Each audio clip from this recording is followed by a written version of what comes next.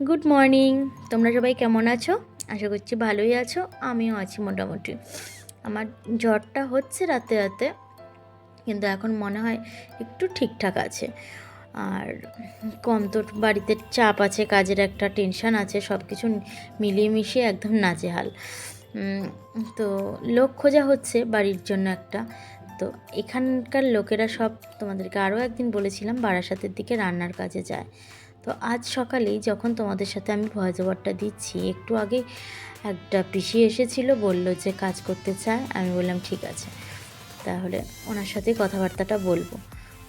উনি মাকেও দেখাশোনা করবে আর প্লাস ঘরের কাজও করবে। ঘরের কাজের থেকেও বড় আমার এখন ওনাকে একটা দেখাশোনা করার মতো লোকের প্রয়োজন। আর কেন সকালবেলা উঠে এইসব তোড়জোড় শুরু করেছি জানো? কারণ মা আসতে চলেছে আজকে আমাদের বাড়িতে, মানে ওনার বাড়িতে। তা আমাকে বলা হয়েছে, সকালবেলা উনি ফোন করেছিলেন একটু আগে, তো বলেছে যে তুমি আমার খাটের ওপরে যে তোষকটা পাতা আছে ওটাকে তুলে ভাঁজ করে রেখে দাও, আর তার পরিবর্তে এখানে একটা ছোট্ট মানে পাতলা করে একটা কাঁথা পেতে দাও। তো তেমনই কাজ আমি শুরু করে দিয়েছি। আর এই জানলাটা বেশ কিছুদিন ধরে খুলছি না, প্রায় 2 দিন ধরে। ওই জন্য ওই বাইরে হাওয়া বাতাস যখন ছাড়ে তখন কিন্তু বৃষ্টির জল, হাওয়া এসবের সাথে সাথে কিন্তু একটু নোংরা জানলার মধ্যে বাসা বেঁধে থাকে। তো ওইগুলোকে সব কিছু ঠিকঠাক করলাম। তারপরে দেখো এই যে একদমই পাতলা একটা কাঁথা পেতে দিয়েছি, তার উপরে কিন্তু বিছানা চাদরটা পেতেছি। এবার এগুলো সব রেডি করে রাখছি, ওনারা আসলেই লেগে যাবে। তা এসে যেন আর কোনো কিছু করতে, উনি তো করতেই পারবে না, মানে আমাকে যেন আর পরে অন্য কোনো কিছু করতে না হয়, তাই জন্য আমি এটা রেডি করে রাখলাম। আর এদিকে দেখো এই যে এটা কিন্তু আমি প্রত্যেক দিন ঝাঁট দিই, তোমাদের সাথে আমি শেয়ার করি না, কিন্তু আমি ভাবছি যে এটাও শেয়ার করলে কোনো প্রবলেম নেই। তো আমি কেন শেয়ার করি না জানো? কারণ ক্যামেরাটা নিয়ে, মানে ওই আমার ফোনটাকে নিয়ে ব্যালকনির মধ্যে ওই পাশটার মধ্যে এরকম লাগিয়ে রাখতে হবে, তারপরে আমার এখান থেকে যা কিছু ফটো বলো, ভিডিও বলো, এখান থেকে উঠবে। তো তাতে করে আমি মনে করি যে পাশের বাড়ি লোকেরা দেখবে, কি বলবে, যেগুলো আর কি আমাদের মধ্যে হয়ে থাকে, যে কে কী বলবে না বলবে। এখনও তো সেই ক্যামেরা বের করতে লজ্জা পাই, লোকের সামনে ভিডিও করতে লজ্জা পাই, সেই লাজুকতাটা এখনও গেল না।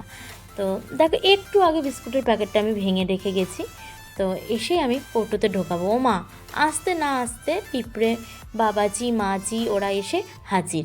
আর কি করা যাবে, ওগুলোকে ঝেড়ে ঝেড়ে। আর পিঁপড়ে জিনিসটা আমার এতটা এখন ঘেন্না লাগে, তোমাদের কি বলবো।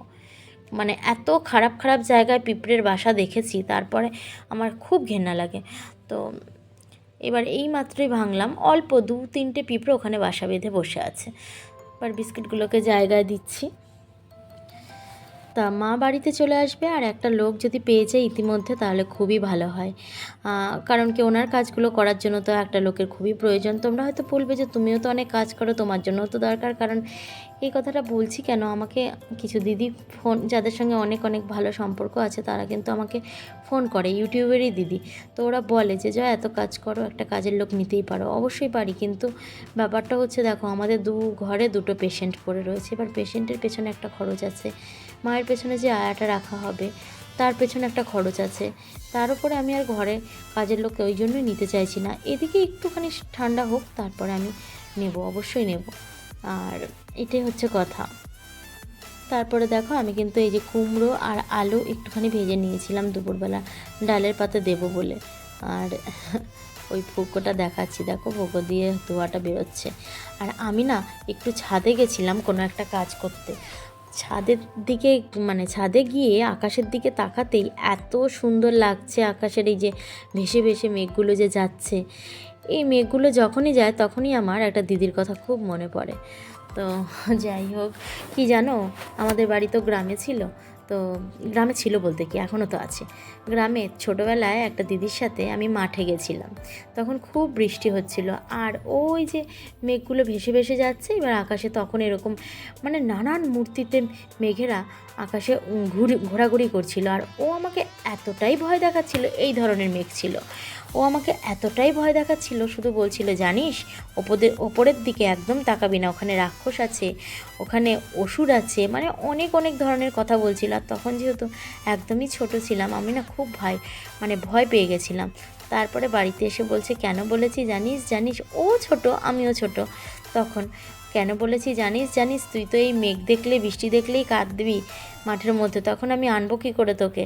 কত বুদ্ধি খাটিয়ে খাটিয়ে আমাকে বাড়িতে নিয়ে এসছে। কিন্তু ওই বাড়ি থেকে আমি গেছিলাম, যেহেতু গ্রামে বাড়ি, একজনের বাড়ির লোক আরেকজনের বাড়িতে কিন্তু যায়।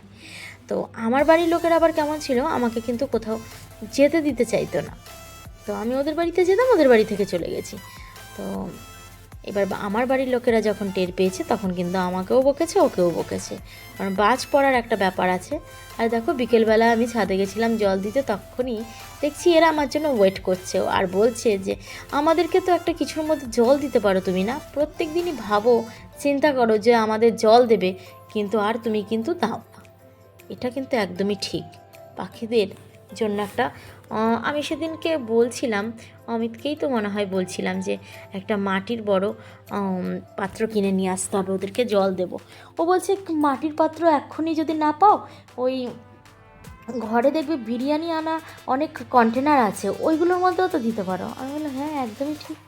তো ওটা ভাবতে ভাবতে আর কিন্তু ছাদে নিয়ে যাওয়া হয়নি। তো এই পাখিগুলো এসেছিলো জল খেতে, তো জল আর খেতে পারেনি, যেটুকু ছিল ওইটুকুই কুড়িয়ে টুড়িয়ে খেয়েছে। তো আমি দেখছি আজকে দিয়ে দেব। আর পাখিগুলোকে কিন্তু দারুণ লাগছিলো। এগুলো কী পাখি গো, ভুলে গেছি নামগুলো।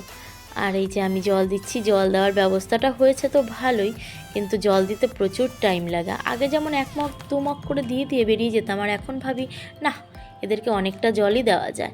আর দেখো জেঠু যখন আজকে মাকে আনতে গেছিলো হসপিটালে, তখন জলও দিয়ে যায়নি এখানটায়, মানে ট্যাঙ্কিতে সুইচ দিয়ে যায়নি, তাই জন্য ওপরে এসে আবার নিচে নামতে হয়েছে। ওদিকে টমিরও খাবার দিয়ে যায়নি। টমি যে খাবার 1:30 থেকে 2টোর মধ্যে খায়, আজকে 3:30 থেকে 4টের মধ্যে খেয়েছে। ভাগ্যিস আমি দেখেছিলাম, না হলে তো গেছিলো টমি না খেয়ে থেকে। আর দেখো সন্ধেবেলা যখন আমি চা করতে এসেছি, আমার এগুলো খুব ভালো লাগে। সেই একটা ছড়া পড়েছিলাম না আমরা ছোটোবেলায়, তাল গাছ এক পায়ে দাঁড়িয়ে সব গাছ ছাড়িয়ে উঁকি মারে আকাশে। যাই হোক, এটা পুরোটাই মনে আছে, কিন্তু আর বললাম না এখন, ওটা বলতে গেলে আমার ভিডিও শেষ হয়ে যাবে। দেখো ওগুলো কিন্তু মোটেও তাল গাছ না, ওগুলো হচ্ছে সুপুরি গাছ। সুপুরি গাছগুলো কিন্তু আমার দিকে তাকিয়ে আছে, কী রে ভিডিও করবি নাকি, করলে করতেই পারিস, আমি একটু ভাইরাল হতেও তো চাই, তাই জন্য আমি কিন্তু ওদেরকে তুলে দিলাম। মায়ের তো আসার সময় হয়ে গেল, আর মা তো এসেও গেল, চলেও যাচ্ছে, আবার আমার কাছে থাকবে না, বুঝলে, চলে গেছে বড় পিসি শাশুড়ির মেয়ের কাছে, বড় পিসির কাছেই, মানে ওই বাড়িতেই গেছে। কেন, 2টো পেশেন্ট নিয়ে আমি এই মুহূর্তে পেরে উঠবো না, দিদি ওটা ভেবেই মাকে নিয়ে গেছে ওই দিদির কাছে। আর দেখো দুধ বসিয়ে আমি গেছিলাম বাবাকে শোয়ানোর জন্য একটুখানি ধরতে, আর দেখো এদিক দিয়ে দুধ পড়ে একাকার, কেমন লাগে বলো, অনেকটা দুধ পড়ে গেছে জানো। দেখো আর কি করা যাবে, এগুলোকে এবার পরিষ্কার পরিচ্ছন্ন করতে হবে। মাত্র বাবুকে পড়াতে যাব ভাবলাম, 8টারও বেশি বাজে। এই করতে করতে কি বলো তো, ছেলেটাকে না আমি পড়াতেই পারছি না, এটা আমার বড় আফসোস। ওকে না পড়াতে পারলে আমার একদমই ভালো লাগে না। আর ও কত বড় হয়েছে যে একা একা পড়তে পারবে, সব সময় পড়তে বসে বসে শুধু আমাকে ডাকে জানো। কি করব, 2জন পেশেন্ট আর বাবু একদিকে, আমি আর পেরে উঠছি না। আজকের মতো এই পর্যন্তই, আবার দেখা হবে, টাটা।